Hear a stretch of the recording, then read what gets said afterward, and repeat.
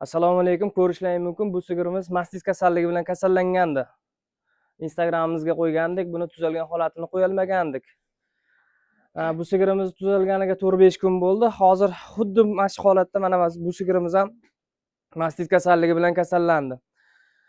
Bu kasallikni keltirib chiqaruvchi sabablari va omillari sanitariya gigiyenasiga rioya qilmaslik. Ikkinchisi va asosiy sababi chala sog'ish.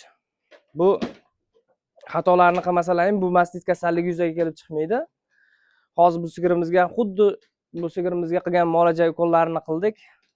Endi buni ham Xudo xolasa qo'ldan kelgancha tuzalgan holatlarni qo'yib borishga harakat qilamiz. Videomizdagi kamchilik va xatolar uchun uzr so'raymiz. Biz hech qanday montajlarsiz videoni qo'yib ko'rsatamiz. Mana ko'rishlaring mumkin bu sigirimiz